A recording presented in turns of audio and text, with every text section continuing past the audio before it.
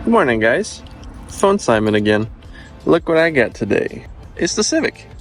It's back. And it's getting actual suspension. Rev9.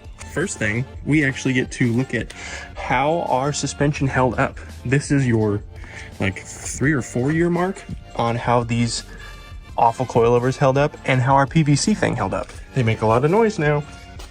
And keep in mind, the guy who owns this car now, he drives it daily. This is his daily. So it's getting way more use than it used to with us. So let's get the wheels off and see what the hell kind of carnage we got going on. What carnage awaits us? Oh, the spring slipped.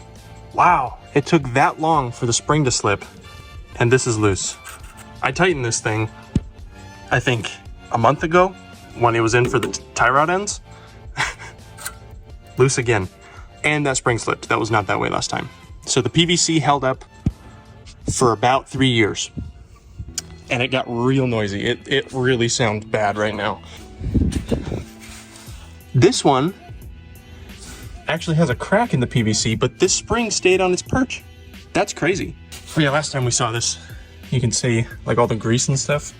That axle had burst. So we've done that on this as well. Tie rod end on that as well, and this is also loose. Thank you, MaxpeedingRods. Make a product that works next time.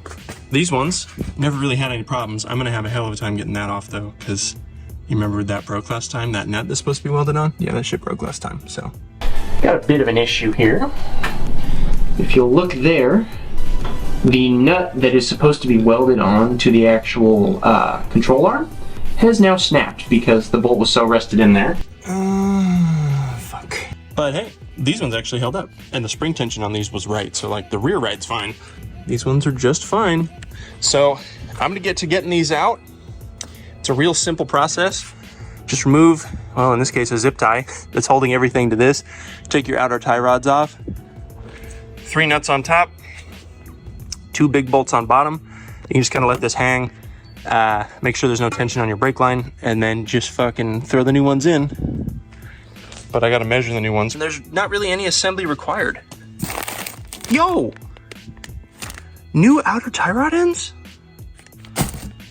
Wow, that's cool. All right then. I wonder if we have to put those on because these are different or something. I don't know. We'll see when we get there. But yeah, these ones are actually nice. Adjustable ride quality, reliable brand. Haven't had that. These cotter pins are basically brand new, so it's not gonna be real difficult to get out. I need a cameraman.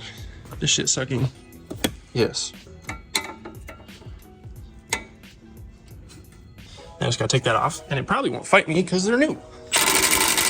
Oh. Gotta put it on high. Money.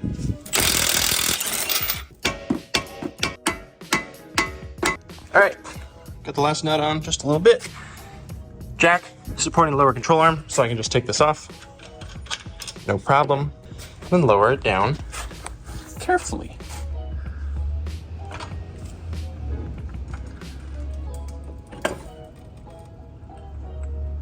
There it is. That should have 19.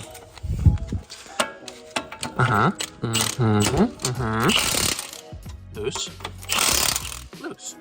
I just get a 19mm wrench to hold those back guys. And then this guy's out after I cut that zip tie. There's that one. Fucking gross. I'm gonna do the other one the same way, and then we'll move on to the rear.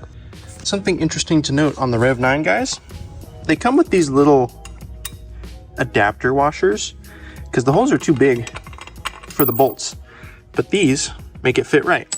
One was zip tied on, one was loose in the package, so make sure you get those on these. Here's a little tip about why this keeps coming loose and why this one never will. You see that little wrinkly thing? This guy? That's a spring.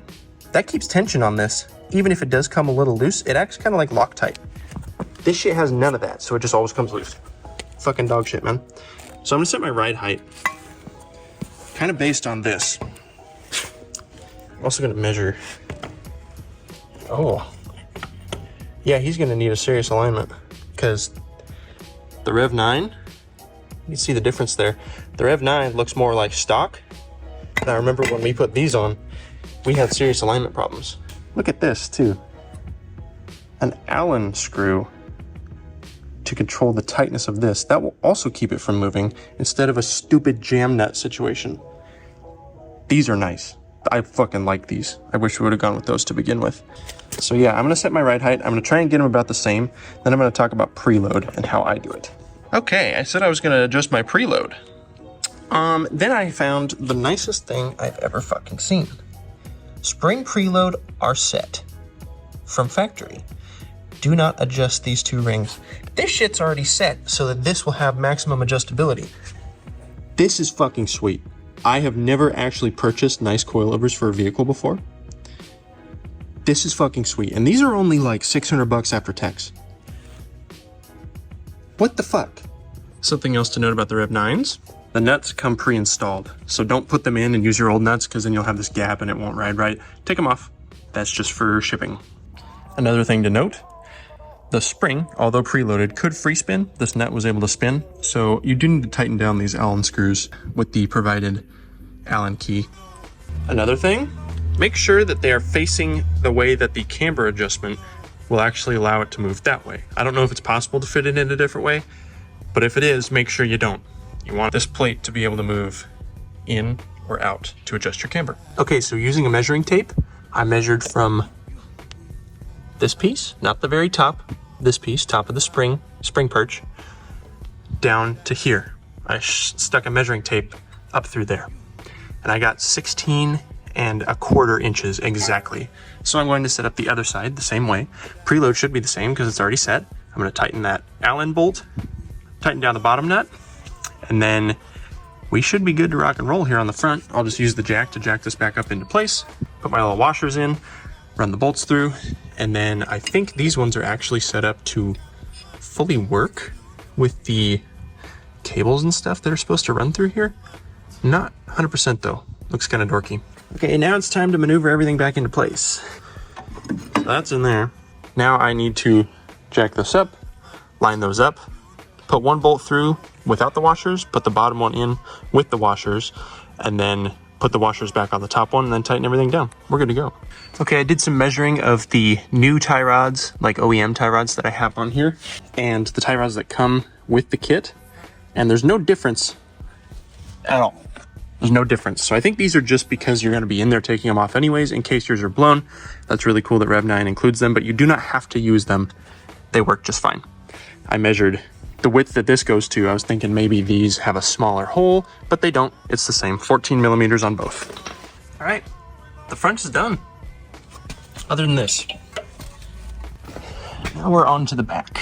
Okay, fold the seat down, and what do you know? Boom, it's right there. Way better than going through the trunk. I'm gonna do the same thing here. Take these two off, start letting it drop, get a jack under this, and we're good. Y'all remember this guy? Yeah, he's still broken. I'm not gonna do what I did last time and try and get it off and save it. I'm just gonna cut it. Well, I started cutting right in there, and then I decided to give it another try with the pry bar and impact, and it came out. So heat and cutting, kind of. I don't know. I'm gonna replace it though. That shit ass. Okay, so cool thing about the MaxpeedingRods shit, it'll fall apart when you try and take it out. That's just spinning in place and there's no way to grab it. So I have to cut some more shit. Listen to me very fucking carefully. Do not ever buy MaxpeedingRod coilovers for any car. Ever. I spent the better part of 2 hours now dealing with this fucking stud, and this isn't cross-threaded, or at least it wasn't when I started. The stud started spinning. So I'm getting up in here, trying to fucking cut that shit with a cutting wheel, and then using a fucking air hammer with a chisel, and all kinds of bullshit to get this fucking piece of shit out. Don't ever buy these fucking things. Ever. Fuck MaxpeedingRods.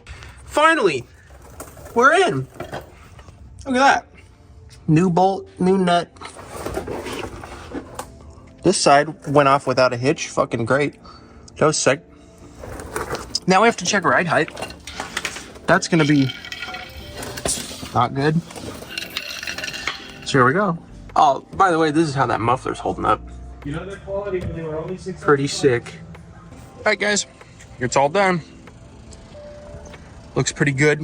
It is on a hill right now, but the back is about a ½ inch higher than the front. I have the softness set to about the middle setting. These Rev9's have 30 different clicks. I set them all to 15. It rides really nice, doesn't make any noise, and it looks pretty good in my opinion. I think it looks better a little higher. Also, it will save his suspension components. I did have to adjust the toe on the front, and it will need another alignment, but overall it looks pretty good. Still a really cool car, still sounds great, but it burns a lot of oil. So, might be looking at an engine sometime soon. And yeah, never buy MaxpeedingRods stuff. Thanks for watching. Maybe next time I'll have a real camera or a cameraman. That'd be sick. Bye.